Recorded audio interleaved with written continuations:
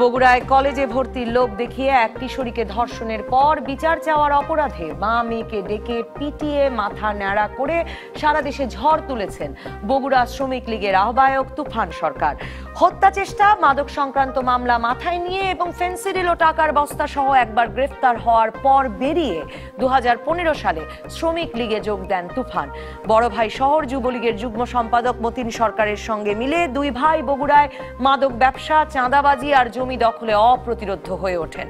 গত 2 বছর ধরে রীতিমতো বাহিনী গঠন করে শহর জুড়ে চাঁদাবাজি করতেন এই তুফান। স্ত্রীর বড় বোন রুমকি এরই মধ্যে বগুড়া পৌরসভার সংরক্ষিত নারী আসনের কাউন্সিলর হন এবং যোগ দেন আওয়ামী লীগে। তার নেতৃত্বেই তুফানের স্ত্রী শাশুড়ি মিলে ধর্ষণের শিকার মেয়ে আর তার মাকে পিটিয়ে ন্যাড়া করে দেন। 2012 সালে ছাত্রলীগের কর্মীরা কুপিয়ে পিটিয়ে পুরান ঢাকায় বিশ্বজিৎকে খুন করার পর থেকেই দেশে খুন, ধর্ষণ, সাম্প্রদায়িক দাঙ্গা থেকে দখল আর চাঁদাবাজি নানা অভিযোগে ক্ষমতাসীনদের নানা অঙ্গ আর সহযোগী সংগঠনের নেতাকর্মীদের নাম আসছে। বিশ্বজিৎ হত্যার দায়ে নিম্ন আদালতে 8 ছাত্রলীগ কর্মীর মৃত্যুদণ্ড আর 13 জনের যাবজ্জীবন হয়েছে। আওয়ামী লীগ যে অপকর্মই সারা দেশে আলোড়ন তুলছে, সেই ঘটনার হোতাদেরই দল থেকে বহিষ্কার করছে। কিন্তু সারা দেশে ক্ষমতার এই দাপট বন্ধ হচ্ছে না কেন? সুবিধাবাদী অনুপ্রবেশকারী আর কাওয়াদের এসব অপকর্মের জন্য দোষী করে যেই নিবেদিত প্রাণ নেতাদের কথা বলেন শেখ হাসিনা বা দেশি মুরগির কথা বলেন ওবায়দুল কাদের, তারা কই আওয়ামী লীগে? নাকি আওয়ামী লীগ সভাপতি যেমনটা বলেন কনুইয়ের গুতোয় কোণঠাসা হতে হতে ছিটকেই পড়েছেন তারা? এসব প্রশ্নের উত্তর খুঁজতে আজ রাজখান স্টুডিওতে আছেন বাংলাদেশ আওয়ামী লীগের সংস্কৃতি বিষয়ক সম্পাদক অসীম কুমার উকিল, বিএনপির যুগ্ম মহাসচিব সৈয়দ মোয়াজ্জেম হোসেন আলাল এবং জাতীয় পার্টির হুইপ নুরুল ইসলাম ওমর। স্বাগত আপনাদের তিনজনকেই।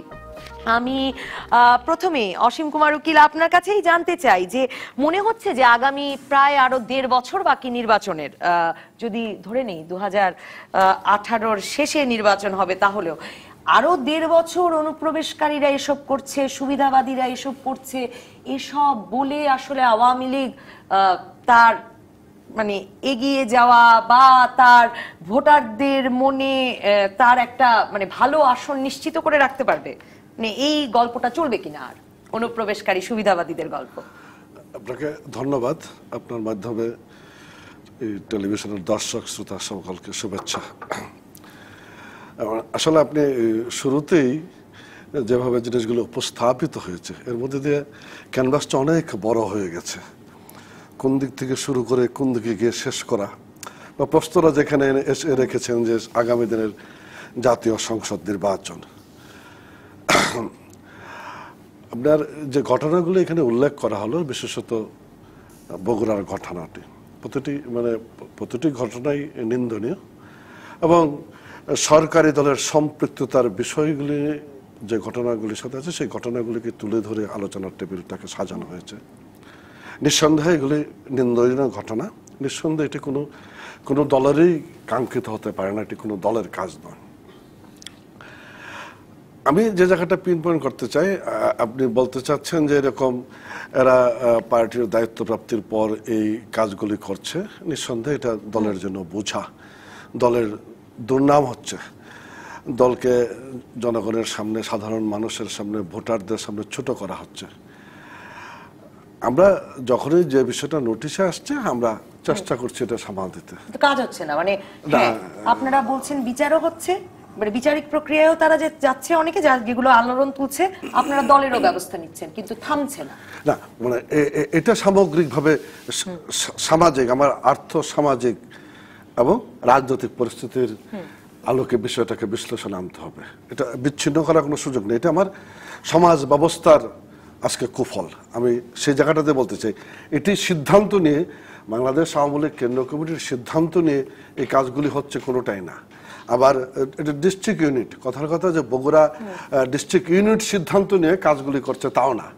কাজগুলি দলের কর্মীরাই করছে, দলীয় আবরণেই করছে, দলের মধ্যে থেকেই করছে, কিন্তু ব্যক্তিগতভাবে তার সিদ্ধান্ত বা ব্যক্তিগতভাবে এই ব্যক্তিটা কাজটা করছে। আওয়ামী লীগ নেতৃবৃন্দ, প্রধানমন্ত্রী, মানে আওয়ামী লীগ সভাপতি থেকে সাধারণ সম্পাদক থেকে শুরু করে আপনারা প্রত্যেকে এই যে মানে সুবিধাবাদী, অনুপ্রবেশকারী, এদের কথা তো একটা দীর্ঘ সময় ধরে বলে আসছেন। তাদের ক্ষমতায়িত হয়ে ওঠাটা আওয়ামী লীগ বন্ধ করতে পারছে না কেন? মানে আমরা যদি তুফানের উত্থান দেখি, তুফানের তো এমন আরো অনেক অপরাধ করবার কথা। আপনি এই বিষয়গুলো বিবেচনার ক্ষেত্রে দলটার ক্লাস ক্যারেক্টারটা কিন্তু বিবেচনায় রাখতে হবে। বাংলাদেশ আওয়ামী লীগ একটি ক্লাস অর্গানাইজেশন নয়, আমরা বলি আমাদের এটা মাল্টি ক্লাস অর্গানাইজেশন। এই সংগঠনে সকল শ্রেণী পেশার মানুষ, সকল স্তরের মানুষজন এখানে কাজ আছে। ওভারঅল পলিটিক্সের নিয়ন্ত্রণটা রেখে পলিটিশিয়ান এটা লিড করছেন, ফার্স্ট থিং। সেকেন্ড থিং হলো যে সরকারি দল হওয়ার কারণে বাংলাদেশ নয়, পৃথিবীর মতো অনেক দেশই আছে যে সরকারি দলে এসে আমরা উড়ে এসে জুড়ে বসা বলি বা মৌমাছিরা আগমন করে, এগুলো মৌ খেতে আসে আর কি, মৌ ছড়িয়ে রাখলে। হ্যাঁ, মৌ ছড়িয়ে তো থাকে, সেটা তো মৌমাছিরা আছে। এবং এই বিষয়গুলো বিবেচনায় রেখে কাওয়া থেকে হাইব্রিড টার্মগুলি না শুরু করা হচ্ছে, না চেষ্টা করা হচ্ছে। এবং ঘটনা 5টি বা ঘটনা 3টি সারা দেশে আলোড়ন সৃষ্টি করছে, এটা সত্যি কথা। এটা আমাদের জন্য খুব সুখের বিষয় না, কিন্তু পাশাপাশি আমরা এই জায়গাতে যে সমস্ত পদক্ষেপগুলি নিচ্ছি, এই পদক্ষেপগুলি আপনার কি মনে হয় বা কেউ কি মনে করে সাফিসিয়েন্ট না? তাহলে আমাদের পদক্ষেপ তো সাফিসিয়েন্ট কি আওয়ামী লীগ মনে করে কিনা? আমি আপনার কাছে আবার আসবো এটা জানতে যে আওয়ামী লীগ কি করছে। কারণ আওয়ামী লীগ এমনকি নেতৃত্ব পর্যায়ে পদ পাওয়া লোকেরা নানা রকম অপরাধে, মানে আওয়ামী লীগের অঙ্গ সংগঠনগুলোর, এবং নানা রকম এ ধরনের অপরাধে জড়িত হচ্ছে। আওয়ামী লীগ তাদেরকে দল থেকে বহিষ্কার করছে বা পুলিশের হাতে তুলে দিচ্ছে, কিন্তু তাতে অপরাধের মানে মাত্রা কমছে কিনা বা পরবর্তী অপরাধ ঠেকানো যাচ্ছে কিনা? না, সেটা তো অবশ্যই একটা জায়গার মধ্যে আছে। না, আপনারা মনে করছেন কিনা লাভ হচ্ছে? আমি আসবো। হ্যাঁ, অবশ্যই লাভ হচ্ছে, আমি অবশ্যই অ্যাকশনে যাচ্ছি। হ্যাঁ, আমি প্রশ্রয় দিচ্ছি না, আমার নোটিশে যখন আসছে তখনই আমি অ্যাকশনে যাচ্ছি। তার পরবর্তীতেও আরো কি কি করা যায় সেই জিনিসগুলো আমরা বিবেচনায় রাখছি। আমরা বিষয়গুলিকে বিশ্লেষণ করে পরবর্তী আরো কি কি পদক্ষেপ নেওয়া যায় সেই জায়গাগুলোতে আমরা যাচ্ছি না তা না, কিন্তু এখনকার এই দিনে দাঁড়িয়ে আমার যে পদক্ষেপ আছে নিঃসন্দেহে এই পদক্ষেপ হচ্ছে, মানে কিছু না কিছু কার্যকরী হচ্ছে। যথেষ্ট হচ্ছে কিনা এটা আলোচনার অপেক্ষা রাখবে, কিন্তু আগেই এদেরকে আসলে বাড়তে না দেওয়াটাই একটা ভালো কাজ হতে পারে কিনা সেই প্রশ্ন আপনাকে নিশ্চয়ই সরাসরি জিজ্ঞেস করব। কিন্তু নুরুল ইসলাম ওমর, আমি সৈয়দ মোয়াজ্জেম হোসেন আলাল আপনার কাছে আসবো, কিন্তু নুরুল ইসলাম ওমর আপনার কাছে অনেক দর্শক প্রশ্ন করছেন, কারণ এলাকাটি আপনার, এই আসনটি আপনার, আপনাকেই জিজ্ঞেস করছেন। আবুল হাসান রাকিব, জাতীয় পার্টির হুইপ নুরুল ইসলাম ওমরের কাছে প্রশ্ন। ওনার নির্বাচনী এলাকা বগুড়ার কসাই মতিন, মানে এই তুফানের বড় ভাই, এর অবৈধ টাকার ভাগ কে নেয়নি, তাকে পালিয়ে যাওয়ায় সার্বিক সহযোগিতার জন্য পুলিশ বাহিনীকে কিভাবে ধন্যবাদ দেবেন? এমপি হিসেবে আপনাকে জিজ্ঞেস করেছেন আবুল হাসান রাকিব। ধন্যবাদ নবনীতা, ধন্যবাদ প্রিয় দর্শক। এ বিষয়ে আমি কথা বলার আগে আরেকটি কথা বলতে চাই। আমাদের 4 খলিফার একটা বাণী আছে যে দেশ জাতি কখন ধ্বংস হয়, যে গরিব সমাজের মানুষরা যখন ধর্ম থেকে সরে যায়, ধনীরা যখন কৃপণ হয়ে যায়, অশিক্ষিতরা যখন চেয়ারে বসে, শিক্ষিতরা জ্ঞানীরা যখন পালিয়ে যায়, সরকার যখন মিথ্যা কথা বলে। এই বাণীটা আজকে আমার মনে হয়েছে এই সব ঘটনার ওপরে, যে আজকে আমাদেরকে চিন্তা করতে হবে যে আমরা ধ্বংসের দিকে চলে যাচ্ছি কিনা। যে ঘটনাগুলো ঘটছে এই ঘটনাগুলো আমাদেরকে ধ্বংসের প্রান্তে নিয়ে যাচ্ছে। আজকে সরকারকে চিন্তা করতে হবে যে বগুড়ার যে ঘটনাটা ঘটেছে এইটা আর আইডেন্টিফাইয়ের প্রয়োজন নাই যে এরা সরকারি দল করে কি করে না। তার তুফান সরকারকে সঙ্গে সঙ্গে বহিষ্কার করা হয়েছে। সে শ্রমিক লীগের শহর কমিটির আহ্বায়ক ছিলেন। তার বড় ভাই মেজ ভাই মতিন, উনি যুবলীগের যুগ্ম সম্পাদক ছিলেন। এটা বহিষ্কারের মধ্যে দিয়ে প্রমাণিত হয়েছে যে এরা সরকারি দলেরই লোক, এবং এদের উত্থান এই সরকার ক্ষমতায় আসার পর থেকেই। বগুড়ার আপনি মানুষ কেন, বগুড়ার ইটকে যদি জিজ্ঞাসা করেন সেই ইটও বলে দিবে যে এদের উত্থান কোত্থেকে হয়েছে। তাহলে আমি আপনাকে যেটা জিজ্ঞেস করতে চাই সেটা হচ্ছে এমপি হিসেবে আপনার কাছে জিজ্ঞেস করতে চাই যে পাল্টা রাজনীতি কই? এই যে ক্ষমতার দাপটের রাজনীতি, 2015 সালে এক বস্তা ফেন্সিডিল নিয়ে যিনি জেলে গেলেন সেই লোক বেরিয়ে এসে নেতা হয়ে গেলেন। পাল্টা রাজনীতি কই? আপনি সেখানকার এমপি। না ঠিক আছে, এখানে আমি তো সেখানকার এমপি, আমি বিরোধী দলের এমপি, জি, আর ওনারা সরকারি দল করেন। এখানে দেশের মানে একটা প্রশাসন এইটাও যেখানে জানে, মানে আসলে কি কোনো এমপি বা কেউ এই কাজটি করতে পারছেন না যে এই অন্যায় এই অত্যাচার থামানোর ব্যবস্থা, কারণ তারা নাকি বাহিনী করে সেখানে চাঁদাবাজি না, করছে। সেটা আমি বলছি যে আজকে আপনি প্রথম আলো যদি দেখে থাকেন, সেখানে কিন্তু যে ঘটনাগুলো আমরাও এত জানি না, যে এই এতগুলো মামলা তার বিরুদ্ধে আছে, যে এখানে আছে যে পুলিশ ও আদালতের নথিপত্রে 8 বছর ধরে পালাতক, 20 বারের বেশি তারপরে গ্রেপ্তারি পরোয়ানা জারি হয়েছে, এবং এদের ঠিকানা সবকিছু। কিন্তু গত 2 বছর ধরে আপনি বলছিলেন যে যে তারা কিভাবে তারা রোজগার করছিলেন, কি রকম মানে তাদের কর্মকাণ্ড সম্পর্কে বগুড়ার একটা ইটও জানে আপনি বলছিলেন। তো তাহলে এমপি হিসেবে আপনিও জানতেন। আপনি মানে আমি বলছি যে এই ক্ষমতার দাপটের রাজনীতির কোনো পাল্টা রাজনীতি করবার সুযোগ আছে কিনা এখন? না, পাল্টা রাজনীতি এখন ওই যে শোলে বই দেখেছেন, শোলে বইয়ে গাব্বার সিং এর একটা ডায়লগ আছে যে গাব্বার সিংকে রুখতে পারে একমাত্র গাব্বার সিং, গাব্বার সিং ছাড়া গাব্বার সিংকে কেউ রুখতে পারে না। আওয়ামী লীগকে এখন রুখতে পারে শুধুই আওয়ামী লীগকে রুখতে পারে আওয়ামী লীগই, শুধুই আওয়ামী লীগ। অতএব এদেরকে রুখতে হলে আওয়ামী লীগকে রুখতে হবে। আমাদের দেশে আমি বলি শোনেন, আওয়ামী লীগ এটা বুঝতে পারছে কিনা, সেই জিনিসটা বুঝতে পারছে কিনা। আমাদের দেশে 90% মুসলমান আমরা, এখানে আমাদের মধ্যে ভালো মন্দ সব ধরনের মানুষ আছে, কিন্তু মসজিদের যিনি ইমাম, যিনি ওলামা ব্যক্তি, এনারা যদি কোনো খারাপ কাজ করে এইটা মানুষ সহ্য করতে চায় না। অতএব আজকে সরকারকে বুঝতে হবে যে সরকার দলের লোকেরা সন্ত্রাসী অনেকেই করছে, হয়তো সরকার দলের বাইরের লোকও করছে, কিন্তু সরকার দলের লোকেরা এইসব কাজ করলে, সন্ত্রাসী কাজ করলে, অন্যায় করলে মানুষ এটা গ্রহণ করতে চায় না। যত উন্নয়ন কার্যক্রমই করুক না কেন আওয়ামী লীগ, এইটা যদি বন্ধ না করতে পারে তাহলে জনসমর্থন আস্তে আস্তে তলানিতে চলে। এই বিষয়ে জবাবদিহিতা তো করতেই হবে অসীম কুমার উকিলকে। কিন্তু আমি আপনার কাছেও আবারও জানতে চাইবো তারপর যে তাহলে এমপি বা মানে স্থানীয় রাজনীতিতে অন্য দলগুলোই বা কি করছে। আমি সৈয়দ মোয়াজ্জেম হোসেন আলাল আপনার কাছেও এই প্রসঙ্গে জানতে চাইবো যে আপনারা তো সবসময় বলেন যে আপনারা কোণঠাসা হয়ে আছেন এবং তার অনেক প্রমাণ আমরাও জানি, কিন্তু আপনার কাছে প্রশ্ন করবো যে যে বগুড়ায় তো মানে বগুড়া তো বিএনপির ঘাঁটি, মানে সেই রকম একটি জায়গায় আসলে এই যে রাজনৈতিক ক্ষমতা মানে অপব্যবহার এত তীব্রভাবে হলো এবং যে উত্থান তুফান সরকারের, মানে সেখানে আসলে পাল্টা রাজনীতির কি কোনো সুযোগ আছে কিনা বগুড়ায় বা বাংলাদেশের কোথাও? আপনাকে ধন্যবাদ। আপনি সহ সম্মানিত আলোচক এবং দর্শক শ্রোতাকে বিএনপির পক্ষ থেকে শুভেচ্ছা। আপনি যেটা বলেছেন সেই প্রশ্নের উত্তর আমি দেব।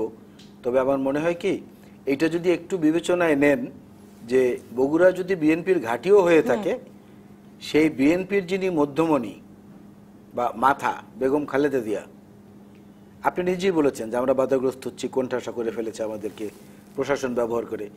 তিনি ঢাকা সিটি কর্পোরেশনের নির্বাচনী প্রচারণায় বেরিয়েছিলেন, তার গাড়িতে উল্লাস করে প্রকাশ্যে পুলিশের সামনে বসে তার গাড়িতে গুলি করেছে, তার গাড়ি ভাঙচুর করেছে, তার নিরাপত্তা রক্ষীকে আহত করে রাস্তায় পিটিয়ে মানে ফেলে নির্মমভাবে পিটিয়েছে। একটা জিডি আমাদের কাছ থেকে পুলিশ নেয়নি, মামলা তো দূরের কথা। তাহলে কোণঠাসার পরিমাণটা এবং মাত্রাটা আপনার বুঝতে হবে। সে জায়গায় বগুড়া তো কোনো বিচ্ছিন্ন দ্বীপ না যে সেখানে বিএনপি এখন বোধহয় খুব আরামে বিচরণ করতে পারছে, সেটাও পাচ্ছেন না তারা। এটা হলো একটা দিক।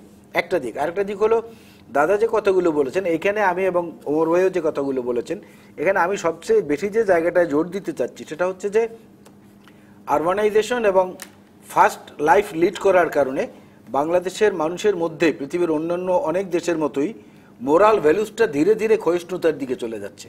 এটা হচ্ছে সবচেয়ে বড় উপসর্গ। আওয়ামী লীগকে দোষারোপ করার চেয়ে আমি এই জায়গাটায় জোর দিতে চাই বেশি। কিন্তু আওয়ামী লীগের সমস্যাটা হচ্ছে এইখানে, যেটা দাদা বলেছেন যে ইসেদের কাছ থেকে কি বলে গুরুজনদের কাছ থেকে শেখার একটা সোশ্যাল একটা করা আর কি, রিসাইক্লিং একটা মেজার্স নেয়া। বাংলাদেশে গুরুজনদের রাজনৈতিক দল তো আওয়ামী লীগ, কারণ উনি বলেছেন multi class organisation. CPB Jamaat Islam দুইটার একটাও মাল্টি ক্লাস অর্গানাইজেশন না, cadre class organisation. Multi class অর্গানাইজেশনের মধ্যে সবচেয়ে বড় গুরুজন হচ্ছে আওয়ামী লীগ। তো গুরুজনদের কীর্তিকলাপই যদি এই হয় তাহলে শিখবো কার কাছ থেকে আমরা? এটা হলো একটা প্রশ্ন। এবং ওমর ভাই অনেক তথ্য দিয়েছেন, দাদাও দিয়েছেন, আপনিও বলেছেন। আরও একটি তথ্য আমি দিচ্ছি, এই তুফান সরকারের ভাই মতিন সরকার, সে খুন মামলায় পলাতক, 7 মাস ধরে না 17 মাস ধরে এরকম একটা অবস্থা। হ্যাঁ, পুলিশ তাকে খুঁজে পায় না, পুলিশের ফাইলে পলাতক, কিন্তু সে এসপি কে গিয়ে ফুল দিচ্ছে। আজকের যুগান্তর পত্রিকায় আছে ছবি সহ, এসপি কে গিয়ে সে ফুল দিচ্ছে। এই যে অবস্থা, প্রথম আলোর কথাগুলো ওমর ভাই বলেছেন। আমরা এর একটু পেছনে যদি যাই, আওয়ামী লীগ মুক্তিযুদ্ধের চেতনার কথা সবসময় বলে, দাদা আজকেও বলেছেন, এবং আমরা জানিও যে মুক্তিযুদ্ধের নেতৃত্ব আওয়ামী লীগে দিয়েছে, এটা ঐতিহাসিক সত্য। সেই আওয়ামী লীগে জামাত ইসলাম দলে দলে যোগ দিচ্ছে। হানিফ ভাই ফুল দিয়ে বরণ করে নিচ্ছেন, বিএম মোজাম্মেল সাহেব ফুল দিয়ে বরণ করে নিচ্ছেন, রেলমন্ত্রী মুজিবুর রহমান সাহেব ফুল দিয়ে বরণ করে নিচ্ছেন। স্বরাষ্ট্র মন্ত্রণালয় সংক্রান্ত সংসদীয় স্থায়ী কমিটির সভায় সাবেক স্বরাষ্ট্র প্রতিমন্ত্রী শামসুল হক টুকু সাহেব নিজে অভিযোগ করেছেন যে আমার এলাকায় পুলিশ টাকা খেয়ে জামাত শিবিরের ক্যাডারদেরকে সেখানে পুলিশের নিয়োগ দিচ্ছে। ব্যাপারটা বোঝেন? তাহলে কিভাবে জিনিসটা গোলমাল পাকিয়েছে। বর্তমান যে সরকার আছে, ওমর ভাই বলেছেন যে ওনারা বিরোধী দল। এখন কেমন বিরোধী দল আমি তো বুঝি না, কারণ এখানে ওনাদের দলের মন্ত্রীরা আছেন, ওনাদের দলের যিনি প্রধান তিনি প্রধানমন্ত্রীর উপদেষ্টা, সব সুযোগ সুবিধাই আছে। এখন ওই হরপ্রসাদ শাস্ত্রীর সেই তেলের গল্পের মতো, যে তেল হচ্ছে এমন এক মহৌষধ যেটা দিয়ে যন্ত্রও ঘোরে, আবার যেটা দিয়ে মনও ঘোরে, মনও ফেরে, কিন্তু তেল দেওয়ার কৌশলটা জানতে হয়। এক ফোঁটা তেলে না, আমি শেষ করে দিচ্ছি, এক ফোঁটা তেলে অনেক বড় কাজ হয় যদি কৌশল জানে, আর কৌশল না জানলে 1 কলস তেল ঢাললেও কিছু হয় না। এখন ওইটার প্রতিযোগিতা চলছে, আমাদের মরাল ভ্যালুসগুলো টোটালি হারিয়ে গেছে। কিন্তু সেটার নেতৃত্বে বা পৃষ্ঠপোষকতায় আওয়ামী লীগ কেন? আওয়ামী লীগ যেটা বলছে সেটা বাস্তবে খাটছে না কেন? এই জায়গাটা হলো আবার প্রশ্ন। অভিযোগ আওয়ামী লীগের বিরুদ্ধে আনবার পরিস্থিতি সৃষ্টি হচ্ছে কিনা, এই প্রশ্নটি নিয়ে আসবো একটা বিরতির পর। অসীম কুমার উকিল, আপনার কাছেই। দর্শক থাকুন রাজকাহনে টেলিভিশনে, ফেসবুকে, ইউটিউবে।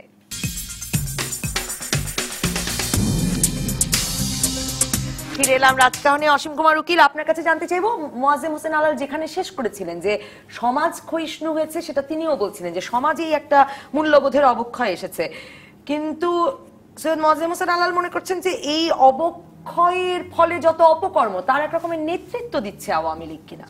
না, মানে বিষয়টা মানে ক্ষমতাসীন দল হিসেবে আপনাদের দিতেই হচ্ছে না, সেটা না। বিষয়টা মানে অপকর্ম করার জন্য ক্ষমতা দরকার পড়ে, অপকর্ম করার জন্য ক্ষমতা দরকার পড়ে, এটা ঠিক আছে। এই জায়গায় দাঁড়িয়ে থেকেই এই অপকর্মগুলি যারা করে তারা সাহসটুকু পায়। আমি যে কথাটা বলতে চাই যে দল সেটা কিভাবে দেখছে, দলের নোটিশে আসার পরে সে জায়গাগুলি হচ্ছে। যেমন এনে আপনার এই মোয়াজ্জেম হোসেন আলাল ভাই যে কথাগুলি বলেছেন আর কি, যে বিএনপি চেয়ারপারসনের নির্বাচনের যে যখন বেরিয়েছেন প্রচারে তখন একটা বার্ডস আই ভিউ আর কি। সেটা মানে এই বিষয়গুলি তো মানে ধরেন আমার নেত্রী আজকের প্রধানমন্ত্রী জননেত্রী শেখ হাসিনা কতবার জীবন মৃত্যুর মুখোমুখি দাঁড়িয়েছে, এটি ধরেন হিসাব করে বলে শেষ করা যাবে না। সর্বশেষ হলো আপনার 2004 সালের গ্রেনেড হামলা, 21 আগস্টের গ্রেনেড হামলাটা ভয়ঙ্কর। এই জিনিসগুলি তো হয়েছে, এবং এই যে বিচারহীনতার সংস্কৃতি, আজকে বিচারহীনতার সংস্কৃতি তো এই সমস্ত কাজকে উৎসাহিত করে। সেটা 75 সালের 15 আগস্ট বঙ্গবন্ধুকে হত্যা থেকে শুরু করে সামগ্রিকভাবে সবকিছু। আবার এটাও ঠিক, আজকে আমাদের উমর ফারুক ভাই যেটা বলছিলেন নাকি, উনি নুরুল ইসলাম ওমর, সরি উমর ভাই বগুড়ার ওই এলাকার মাননীয় সংসদ সদস্য, মাননীয় সংসদ সদস্য হিসাবে ওনার টোটাল বক্তব্যটাই কিন্তু একদম সাদামাটা, উনি কিন্তু কোনো দায়িত্ব নিলেন না। কিন্তু এমপি হিসাবে ওনার দায়িত্ব এড়ানোরও কিন্তু কোনো সুযোগ নেই। যে বলছে সবই ইট পাথরও জানে, এগুলি মোকাবেলা করা দরকার ছিল। সরকারি দল সরকারি দল বা বিরোধী দল এটার বাইরেও পাল্টা রাজনীতির কোনো সুযোগ রেখেছে, এরকম কোনো ঘটনা ঘটেছে কিনা, প্রতিবাদ করার পরে তার উপর তেড়ে গিয়েছে কিনা। মানে বলে না যে এসপি সাহেব বলে যে আমার ঘাড়ে কয়টা গর্দান আছে, সরকারি দলের কয়টা গর্দান আছে যে তিনি ক্ষমতাসীন দলের কাউকে নাড়া দেবেন, কিন্তু কেউ নাড়া দিতে গিয়ে কারো গর্দান কাটা গেছে, এরকম কোনো ঘটনা কি আজও ঘটেছে? বিষয়গুলি আমি বলতেছি জায়গাগুলি দিনে দিনে বহু বাড়ি আছে যারা শোধিত হবে ঋণ, সামাজিক অবক্ষয়গুলি জায়গাতে আসছে। এই উদাহরণটা একদম সাম্প্রতিক উদাহরণ, মানে গাজী তারিক সালমানের উদাহরণটাই তো এরকম, যে বরগুনার যে ইউএনও, তিনি আসলে ক্ষমতাসীন দলের কোনো এক নেতার ছেলেকে নকল করা থেকে বিরত রাখতে চেয়েছিলেন। হ্যাঁ, সেই ঘটনার দায় দায়িত্ব আমরা কেউ অস্বীকার করছি না। লোক, পুলিশের লোক কেন আর দায়িত্ব নিয়ে ক্ষমতাসীন দলের লোককে, মানে তারপরে আপনি এখানে শেষ করে দিলে তো হবে না, এটার শেষ আমি পর্যন্ত একজন দর্শকের প্রশ্ন করতে চাই। মোহাম্মদ জিয়াউর রহমান প্রশ্ন করছেন, অসীম কুমার উকিলের কাছে প্রশ্ন, অন্যায় করার পর তাকে বিচারের আওতায় আনা হয়, এটা একটা আইনি প্রক্রিয়া, তবে অন্যায়কারীকে যারা প্রশ্রয় দেয় তাদেরকে কি প্রক্রিয়ায় আনা উচিত? আর দেশে যত ধর্ষণ হচ্ছে তাকে আইনের শাসন না থাকার কারণ কিনা, মানে প্রশ্রয় দেওয়ার কাজটা আওয়ামী লীগ করছে কিনা, তুফান সরকারদের সৃষ্টি করছে কিনা আওয়ামী লীগ? বলতে চাচ্ছেন উনি না যে আগে থেকে কেন, আগে থেকে তো জানা যাচ্ছে না, যখন জানা যাচ্ছে তখনই ধরা পড়ছে, এবং সেই জানাটা কারা পারে? জানবার দায়িত্বটা কার? সকলেরই। আমারও দায়িত্ব, আলাল ভাইয়েরও দায়িত্ব, আপনাদের নেতৃত্ব অসংখ্যবার, মানে আমরাই সংবাদ মাধ্যমে জেনেছি যে বলেছেন যে দলে যাতে সুবিধাবাদীরা ঢুকতে না পারে, দলে যাতে তারা বোঝা না হয়, অপকর্ম করে যাতে তারা আবর্জনা না বাড়ায়। তো আপনাদের দলের নেতৃবৃন্দ সাংগঠনিক ভাবে কি একেবারেই মানে কোনো নিয়ন্ত্রণ নেই? আসলে না না, সাংগঠনিক ভাবে নিয়ন্ত্রণ থাকবে না কেন? সাংগঠনিক ভাবে নিয়ন্ত্রণ তো আছেই, নিয়ন্ত্রণ আছে বলেই ধরা পড়ছে, ধরা পড়বার আমরা অ্যাকশনে যাচ্ছি। কিন্তু রাশিদুল হাসানের মতো আমারও জিজ্ঞেস করতে ইচ্ছা করছে দর্শক, রাশিদুল হাসানের মতো যে আওয়ামী লীগ কি তালগোল পাকিয়ে ফেলছে? না, তালগোল পাকানোর কোনো বিষয় না। আওয়ামী লীগ এই অ্যাকশনগুলিতে যাচ্ছে, পদক্ষেপ নিচ্ছে, আগামী দিনগুলিতে আরো ভালো পদক্ষেপ নেওয়ার জন্য আমরা এই কাজগুলি করি। তালগোল পাকানোর কোনো বিষয় নাই, রাজনীতিতে তালগোল পাকানোর বিষয় থাকে না। রাজনীতিতে তালগোল পাকালে সবই গেল, এটা তো হতে পারে না। একটি ঘটনা বাংলাদেশে প্রতিদিন একটি করে ঘটনা ঘটছে, বিষয়গুলো তা না, যে ঘটনা ঘটছে আমরা সাথে সাথে অ্যাকশনে যাচ্ছি, দলকে নিয়ন্ত্রণ আনার চেষ্টা করছি। আপনি কি মনে করেন আপনি অসীম কুমার উকিলের এই অভিযোগ নেবেন কিনা? আমিও আপনার কাছে জানতে চাই যে এমপি হিসেবে তো আপনি কি পদক্ষেপ নিয়েছেন? অসীম দায়িত্ব এড়াতে পারেন না উনি। যে কথাটা বলেছে এটা স্বীকার করতেই হবে যে আমি সংসদ সদস্য হিসেবে, একজন আপনার আবুল হাসান রাকিব নামে একজন দর্শক প্রশ্ন করেই রেখেছিলেন যে এই যে মতিন সরকার পালিয়ে যেতে পারলেন, এই জন্য আপনি পুলিশকে আলাদা করে ধন্যবাদ দিতে চান কিনা? না না, এটা ধন্যবাদ দেওয়ার কিছু নাই। তবে ব্যাপার হলো যে দাদা যেটা বলেছে যে অবশ্যই সাধারণ মানুষের চিন্তা ভাবনা যেটা আছে সেখান থেকে আমরা কেউ রক্ষা পাবো না। এখানে আজকে আমি এমপি হিসেবে যে এটাকে রোধ করতে পারছি না, এইটা কিন্তু মানুষ আমাকে ছাড়বে না, কথাটা উনি ঠিক বলেছে। কিন্তু বিষয়টা হলো এখানে যে কথাটা বললাম যে আওয়ামী লীগকে আওয়ামী লীগ ছাড়া আর কেউ রুখতে পারে না, এবং বাংলাদেশের রাজনীতির কালচার এইটা।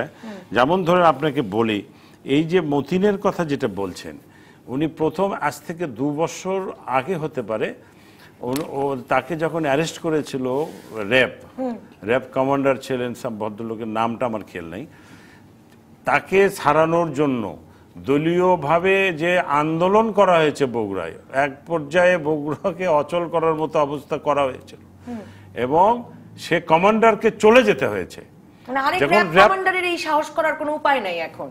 শুধু র্যাব কমান্ডার নয়, একটা র্যাব কমান্ডারকে যখনই চলে যেতে হয়েছে তখনই টোটাল প্রশাসন, তারা তো এই দেশের মানুষ, আমাদের মতোই মানুষ, তো আমাদেরই আত্মীয় স্বজন ভাই ব্রাদার আছে, তারাও চিন্তা করে যে র্যাব কমান্ডারকে চলে যেতে হয়েছে, তাহলে এদের গায়ে যদি আমরা হাত দিতে, আমাদেরকে চলে যেতে হবে। তাদের স্ত্রী পুত্র ছেলে মেয়েরা আছে, একটা অফিসার ট্রান্সফার হয়ে গেলে তার কত সমস্যা হয়, তার ছেলে মেয়েদের লেখাপড়া, ফ্যামিলি শিফট করা, অনেক ঝামেলা আছে। অতএব এখানে মানে আরো তারা বেড়ে গেল। বাংলাদেশের রাজনৈতিক পরিস্থিতিটা এখন এরকম যে স্থানীয়ভাবে একজন যুবলীগের যুগ্ম সম্পাদক, শহর যুবলীগের যুগ্ম সম্পাদক, শ্রমিক লীগ, যার আবার নাম আমি দেখলাম আওয়ামী লীগের সনদে মানে সহযোগী সংগঠন হিসাবেও নাই, এই শ্রমিক লীগের আহ্বায়ক, তারা আসলে একজন এমপির চেয়েও এখন ক্ষমতাধর। এখন মানে রাজনীতির আসলে বাস্তবতাটা এখন তাই না, বাস্তবতাটা এমপির ক্ষমতা একদিকে, আর তাদের এই যে এমপি তো সন্ত্রাসী করে না, এমপি তো স্মাগলিং করে না, অতএব তাদের ক্ষমতার সঙ্গে আমাদের ক্ষমতার কোনো তুলনা হতেই পারে না। কিন্তু এটা যে তারা করছে, এখানে আমি যেটা বলবো যে আজকে আওয়ামী লীগের সভানেত্রী উনি যেভাবে কথা বলছেন, উনি মানুষের জন্য কাজ করছেন, এটাকে স্বীকার করি আমরা। তারপর আওয়ামী লীগের সাধারণ সম্পাদক আবেদুল কাদের সাহেব যিনি সবসময় বলছেন, কিন্তু বিষয়টা এরকম দাঁড়িয়েছে, শোনেন, ওই যে হার্টের রুগী যখন ডাক্তারের কাছে যায়, ডাক্তার বলে যে সিগারেট খাওয়া হবে না, সিগারেট খাইলে কিন্তু আপনার অসুখ ভালো হবে না, কিন্তু হার্টের রুগী ওই 10টার কাছে তখন 10টা না খেয়ে 5টা খাচ্ছেই। এইরকম আওয়ামী লীগের অবস্থাটা হয়েছে, তাদের কথা কেউ মানছে না। পরিষ্কার বলেছিলেন যে আওয়ামী লীগের এই রোগ আওয়ামী লীগকেই সারাতে হবে। আমাদের একজন দর্শক ওসমান গড়ি তিনি লিখছেন আওয়ামী লীগ আর 5 বছর ক্ষমতায় থাকলে আওয়ামী লীগই আওয়ামী লীগকে খাবে, কোনো বিরোধী দল লাগবে না। আর ইকবাল কবির নামে একজন বলছেন যে আরো কত তুফান সরকারের অত্যাচারে মানুষ সারা দেশে নীরবে নিভৃতে কাঁদছে, তার খবর কে রাখে?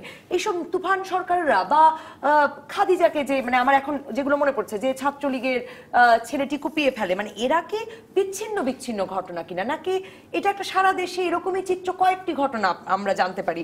কি মনে হয় আপনার? না, এগুলো কোনো বিচ্ছিন্ন ঘটনা না। এই ঘটনাটা হয়েছে এই কারণে যে কথাটা আমি প্রথমেই বলেছি, আমি কিন্তু ওই জায়গাটায় এখনো আমি ডিটারমাইন যে গুরুজন রাজনৈতিক দল, মুক্তিযুদ্ধের নেতৃত্ব দানকারী রাজনৈতিক দল এবং শ্রদ্ধেয় নেতা মরহুম শেখ মুজিবের মতো অত বড় মাপের নেতার নেতৃত্বাধীন রাজনৈতিক দল চোরাগলিতে হারিয়ে গেছে।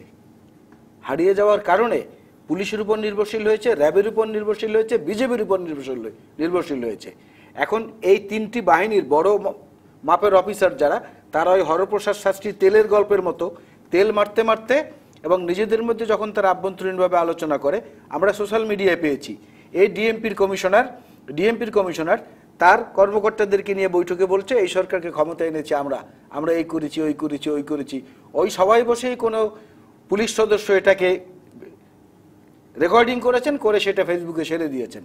আমি নিজে শুনেছি, আরো অনেকে শুনেছে। কিংবা প্রশাসন বা কোনো বাহিনীকে তার দায়িত্ব সঠিকভাবে পালন করতেও তো রাজনৈতিক একটা সদিচ্ছার দরকার আছে। না, সদিচ্ছার দরকার আছে, কিন্তু এখন তো আওয়ামী লীগকে নিয়ন্ত্রণ করছে প্রশাসন, পুলিশ, র্যাব, বিজেপি আওয়ামী লীগকে নিয়ন্ত্রণ করছে। আমি এমন একজন এসপির খবর জানি, ঢাকার কাছে একটি জেলার এসপি, সে ওইখানে নির্বাচিত এমপি, আওয়ামী লীগের এমপি, তরুণ এমপি, তাকে বলেছে আমার ব্যাপারে কমপ্লেন করতে হলে প্রধানমন্ত্রীকে করো, গিয়ে যাও, আমি ছাত্রলীগ করেছি, আমি এই করেছি, চাঁদাবাজি করতে হলে এখানে পুলিশই করবে, তোমরা কেন করবে?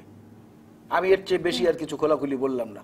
পুলিশকে এই জায়গাটা উঠিয়ে দেওয়া হয়েছে 2014 5 জানুয়ারির নির্বাচনের মাধ্যমে এবং আরো কিছু কর্মকাণ্ড। আমি যেটা বুঝি না, পুলিশ বা কোন আইন শৃঙ্খলা রক্ষাকারী বাহিনী যদি এতই অসীম ক্ষমতার অধিকারী হয়ে থাকে এই আমলে, তারা কেন এদের রুখতে পারছে না? তারা তো এদেরকে রুখতে পারবে না, তাদের মধ্যে টিম ওয়ার্কটা তো সেইভাবে নেই। একটা টিম ওয়ার্ক আছে, টিম ওয়ার্কটা নেই। ওই যে বললাম, উপরস্থ কিছু অফিসাররা হরপ্রসাদ শাস্ত্রীর তেল দিয়ে যাচ্ছে, নিচের দিকে যারা, তারা এই সামাজিক অবক্ষয়ের কারণে বিক্ষুব্ধ, কারণ তারা তো এই সমাজেরই অংশ।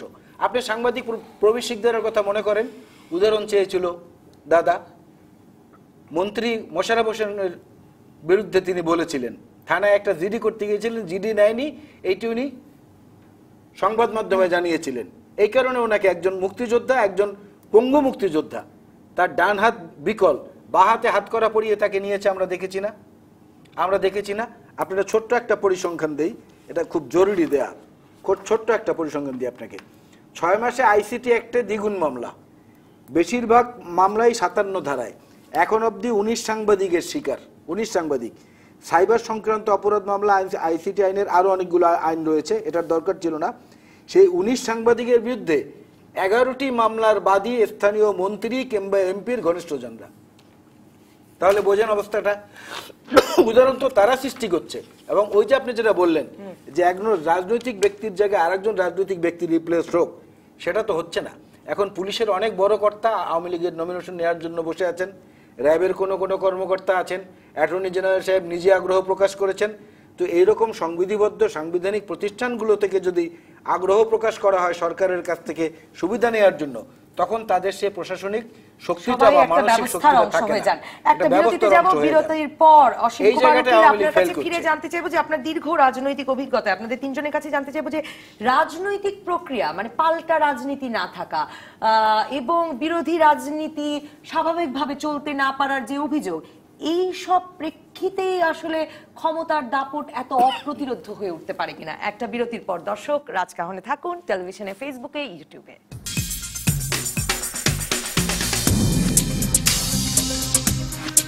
ফিরে এলাম রাজকাহনে। অসীম কুমার উকিল, আপনার কাছেই সকল অভিযোগ, সকল প্রশ্ন। আব্দুল রাজ্জাক নামে একজন দর্শক প্রশ্ন করেছেন যে ভোট ছাড়া সরকার গঠন করার কারণেই আওয়ামী লীগের এই করুণ অবস্থা কিনা। সাদিয়া জাহান জিজ্ঞেস করছেন যে যখন আওয়ামী লীগের সাধারণ সম্পাদক, এই প্রসঙ্গটি মোয়াজ্জেম হোসেন আলালও তুলেছিলেন, সাদিয়া জাহান বলছেন যখন আওয়ামী লীগের সাধারণ সম্পাদক বলেন যে জামায়াত নেতার সন্তানেরাও আওয়ামী লীগ করার সুযোগ আছে, তখন বুঝতে হবে ক্ষমতার কাছাকাছি থাকার জন্য, ক্ষমতার দাপট দেখানোর জন্য সবাই আওয়ামী লীগের নাম লেখাচ্ছে আর আওয়ামী লীগও তাদের বরণ করে নিতে প্রস্তুত। তাহলে সাধারণ জনগণ কই যাবে? বরণীয় স্মরণীয় বিষয় না, কিছু ঘটনা ঘটে নাই তা না। যে আমার ভাই আলাল ভাই মাহবুল আলম হানিফের উদাহরণ দিয়েছে, এটা গত 1-2 বছর 2 বছর আগের ঘটনা আর কি না। এটা এই উদাহরণটা এখনো চলছে আর কি। আরো কয়েকটি দিয়েছি। সামগ্রিকভাবে সংকটটা, এই যে ভাইটা বলতেছিল না যে নির্বাচন, আসলে ওই গল্প বাদ দিয়ে উনি বলছেন যে এই যে আওয়ামী লীগের সাধারণ সম্পাদক তো বলেছেন যে জামায়াত নেতার সন্তানেরাও করতে পারবে না আওয়ামী লীগ, তাহলে দেখে শুনে নিতে যে আপনাদের নেত্রী বলেন। আপনার গত নির্বাচনকে ঘিরে যে কথাগুলি জানতে চাচ্ছে, এটা একটা বিষয় তো আছেই। নির্বাচন, 10ম জাতীয় সংসদ নির্বাচন, উত্তর বাংলাদেশের সামগ্রিক রাজনৈতিক পরিস্থিতি, জ্বালাও পোড়াও বোমাবাজি, এর মধ্য দিয়ে যে অবক্ষয়গুলি হয়েছে, পরিস্থিতির যে জায়গায় গিয়েছে আর কি, সেগুলি তুলে আনার ক্ষেত্রে তো কিছু সমস্যা দেখা দিয়েছে। আমরা সামগ্রিকভাবে তো যদি অ্যাড্রেস করতে পারি নাই। আমরা যখন যুদ্ধ অপরাধী, মানবতা বিরোধী বিচারের কাজে গেছে, তখন সারা দেশ জ্বালাও পোড়াও, রাতের বেলা আকাশে দেলোয়ার হোসেন সাইদিকে দেখা গেছে এরকম স্লোগান দিয়ে সবাই বগুড়াতে নেমে পড়েছে না।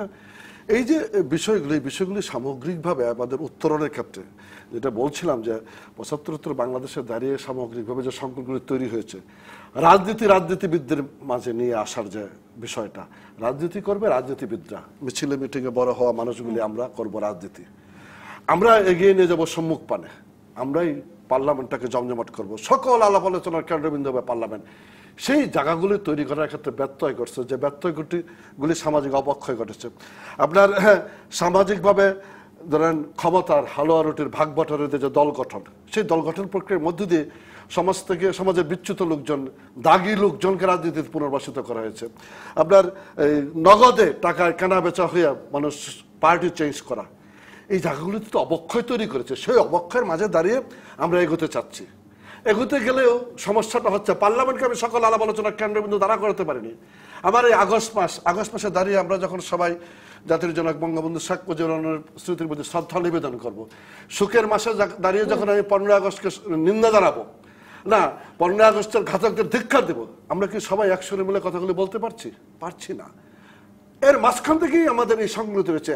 আপনার যেগুলি বলছেন, মানে কথাগুলির উত্তর দিতে গেলে অনেক কথা। আপনার এই ঐতিহাসিক প্রেক্ষাপটের সঙ্গে একরকম একমত, কিন্তু ব্যাপারটা কি এই সাদা কালো ভাবে বললে যে আসলে 2014 নির্বাচনের পর বিএনপি জামাতকে ঠেকাতে আপনাদের একরকমের এই তুফান সরকারদের সহ্য করতে হচ্ছে? না, সেটা না। আমাকে এই জায়গাটা বেশি মনোনিবেশ করতে হচ্ছে।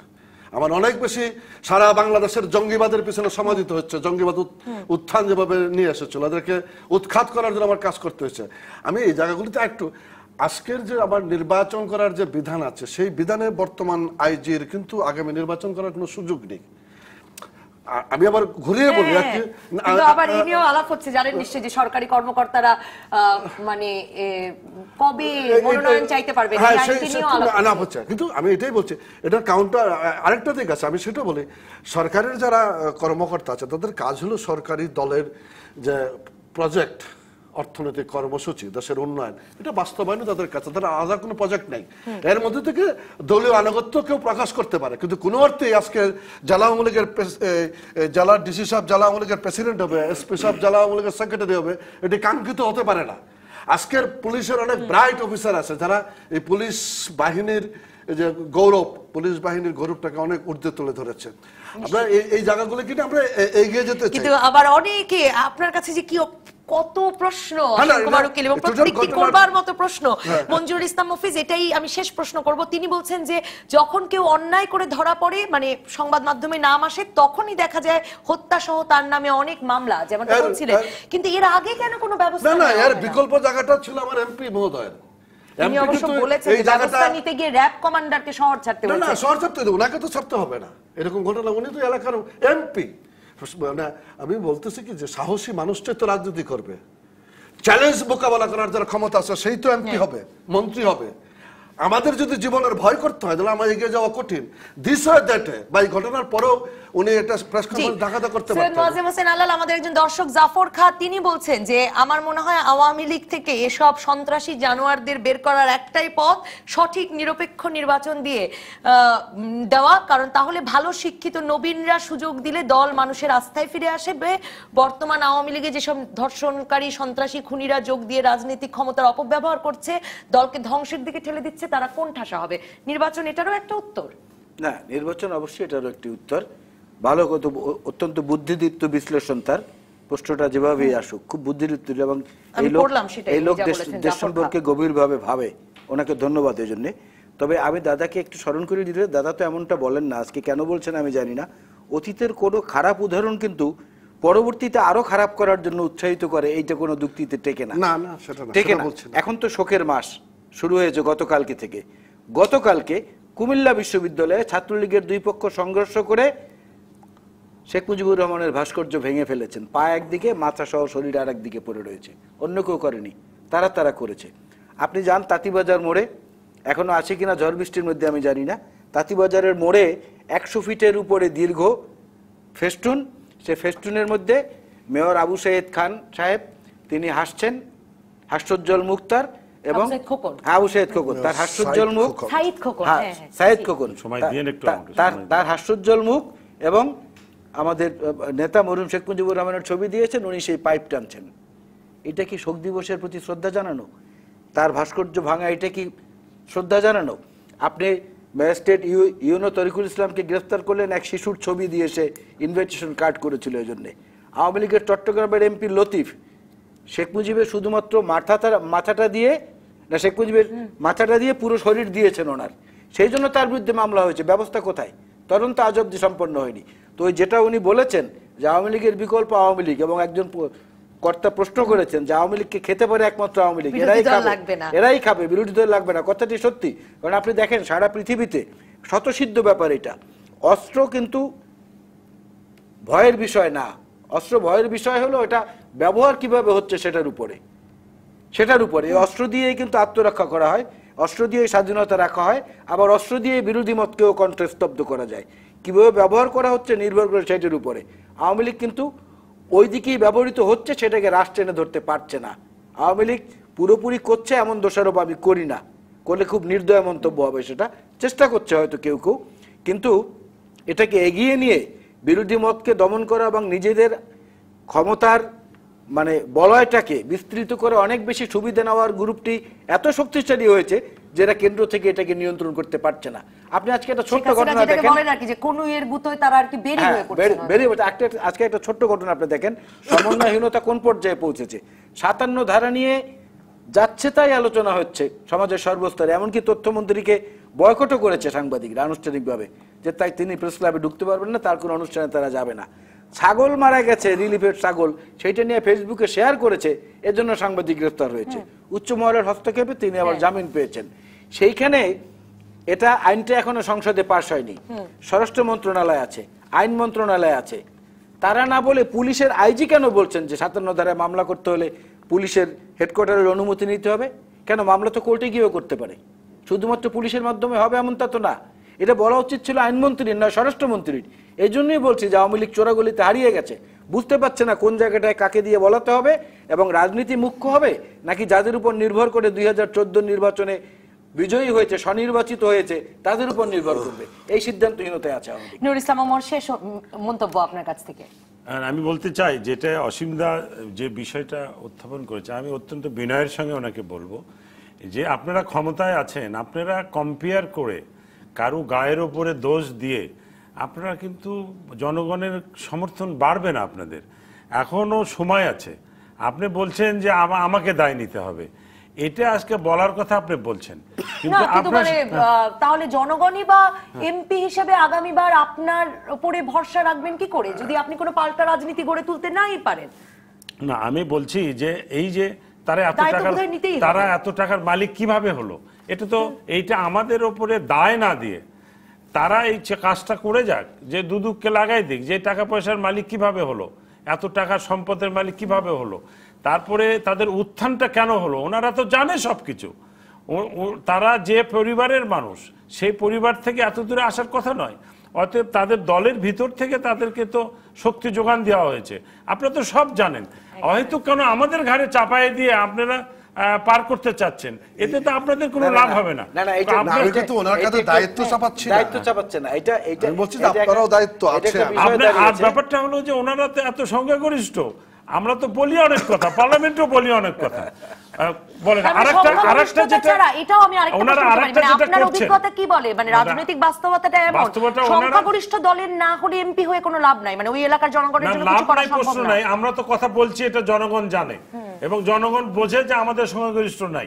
কিন্তু ব্যাপারটা হলো যে ওনারা যেটা করছেন, এখান থেকে ওনাদের সরে আসা দরকার, যে মানুষের মঙ্গলের জন্য যদি ক্ষমতা এসে থাকে। অসংখ্য ধন্যবাদ নুরুল ইসলাম ওমর এমপি, সৈয়দ মোয়াজ্জেম হোসেন আলাল। একটা কথা, ছোট্ট কথা আছে, কথাটা হচ্ছে যে তালগোল পাকিয়ে ফেলেছে। তার আরেকটু উদাহরণ আমি দেই।